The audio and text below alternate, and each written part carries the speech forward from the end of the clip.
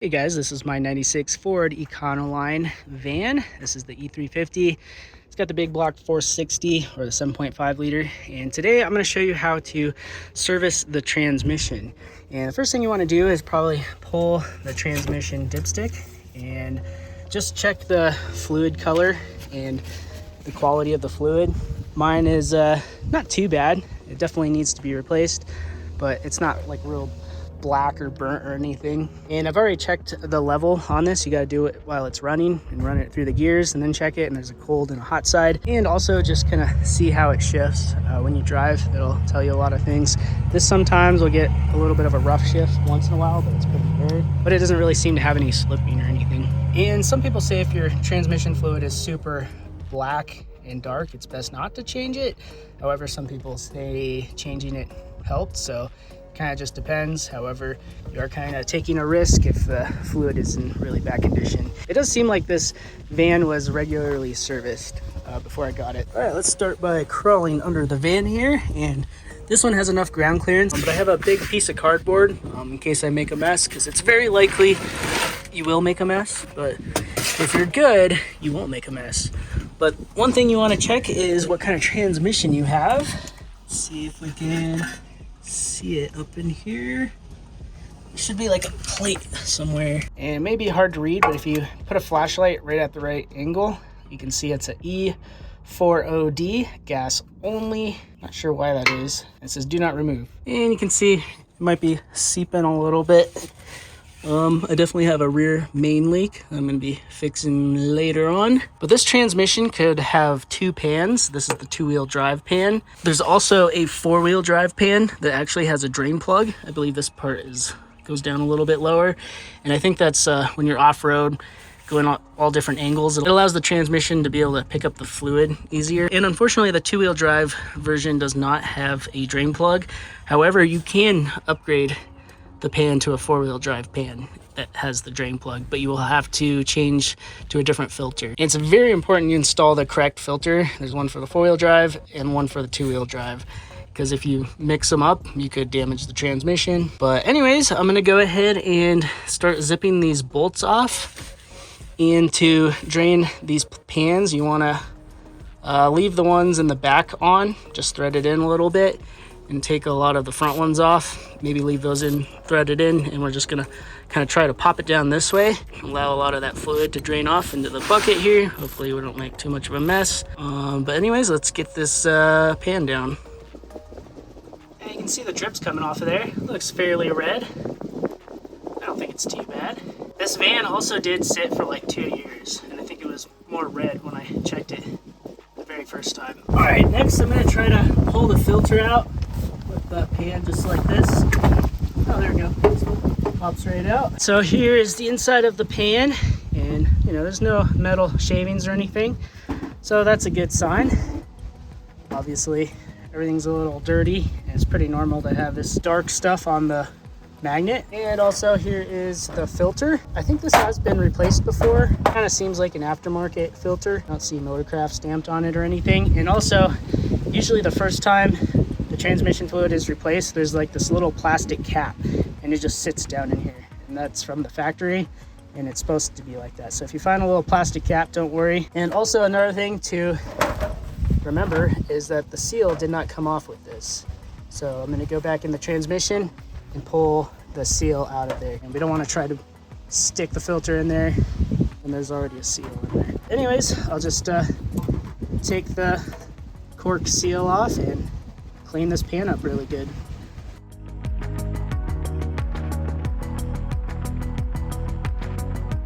Got the inside pretty much clean, and I went ahead and filled up this jug with all of the ATF. It just makes it easier to take it to a recycling facility, and you can see we're right above 9 quarts. I like doing it this way so I know like kind of how much to put back in. Probably like 9.5 with all of the fluid that we dropped. But next I'm just going to clean the outside super well.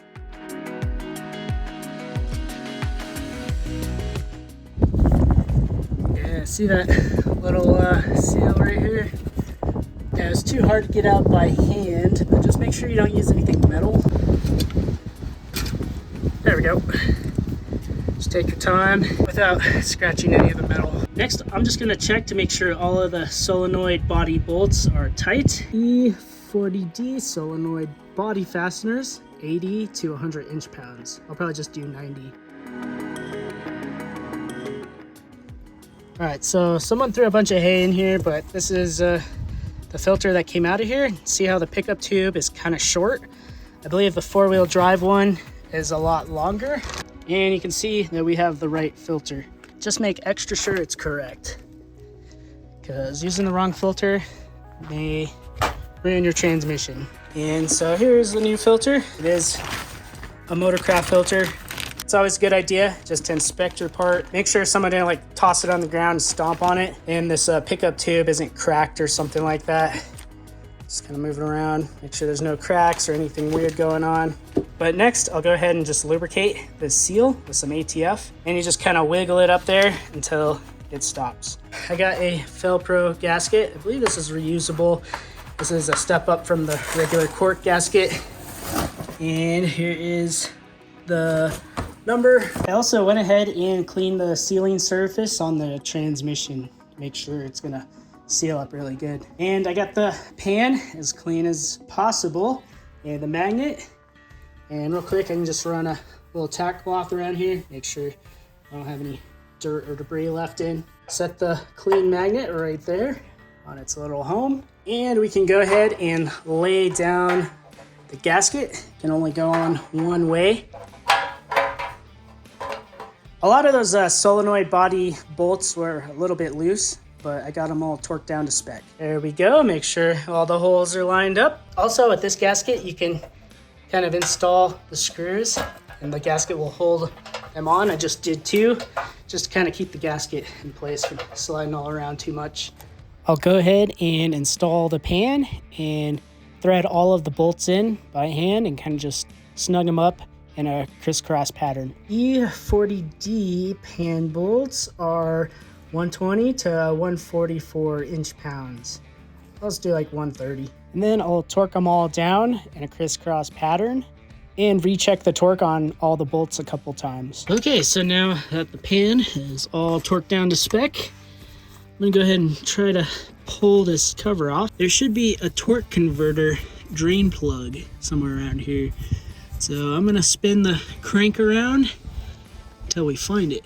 I got a 24 millimeter deep socket on there, and we'll just spin the crank slowly until we find that drain plug. Oh, found it. Go back just a smidge. This little drain plug appears to be an 11 millimeter.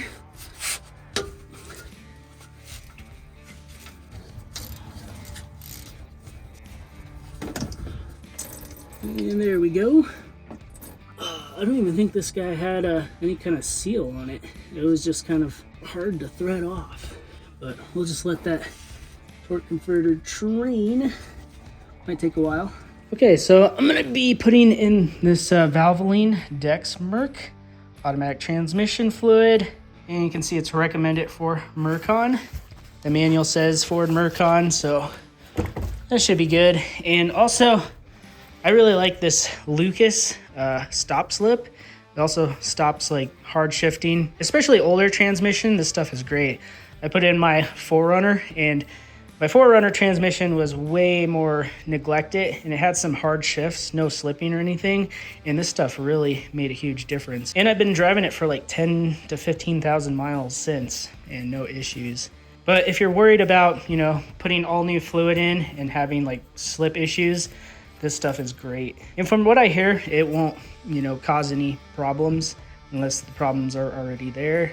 So these are 4 quarts each, or 1 gallon. And this one has about 2 and like 1/3. But I'll just keep track of how much I'm putting in. All right, I got this funnel all cleaned out really good on the inside. And it actually fits perfectly right here. And it kind of just leans up against the AC line. As you can see, it goes right into the fill tube. But while we're waiting for the torque converter to fully drain, we can probably start filling up the pan. Pretty much all drained out. And there's no crush ring or anything on here. It's just kind of a interference fit with the threads, it seems like. I added some of this Permatex red RTV just on the bottom part of the threads. I just want to make sure it seals properly and that it doesn't back out.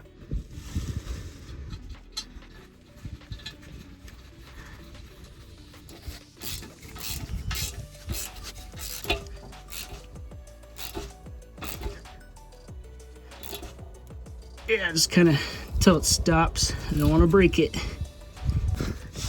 All right, it's all tightened down, and we'll throw this rubber plug back on. But anyways, we're pretty much done under the vehicle. Now we just need to fill it. And it looks like we got about 4.5 quarts out of the torque converter. All right, so I have everything written on a sticky note.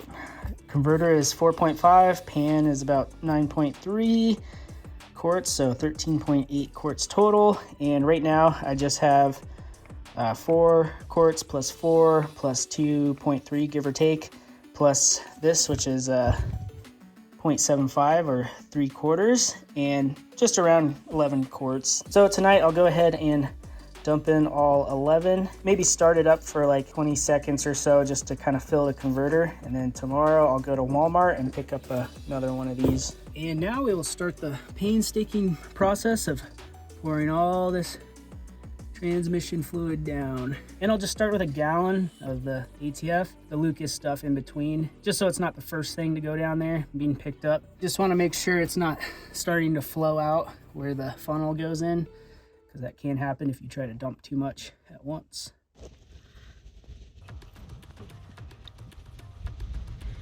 And there goes the Lucas. It's a little thick. A lot better in the summertime. Okay, 11 quarts in. We have about 2.8 quarts to go, but I'll go ahead and start it up for about 30 seconds and just allow that torque converter to fill up, kind of circulate the fluid a little bit. As long as we don't put it into gear, should be fine.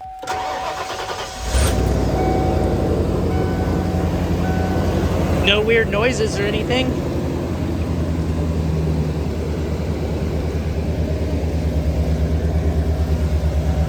Let it run for a little bit, and that's probably good until tomorrow. Pour the rest in here. All right, I'll just run it through the gears. Do that a few times.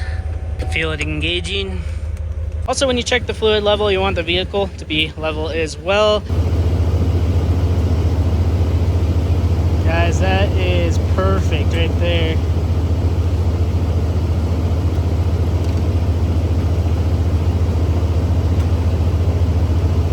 One thing I will say is when you are putting fluid in and then you try to check it directly after, it usually just picks up a lot of fluid on the side of the tube. So it's best to like wait overnight and then try it again. But yeah, you can't get much better than that.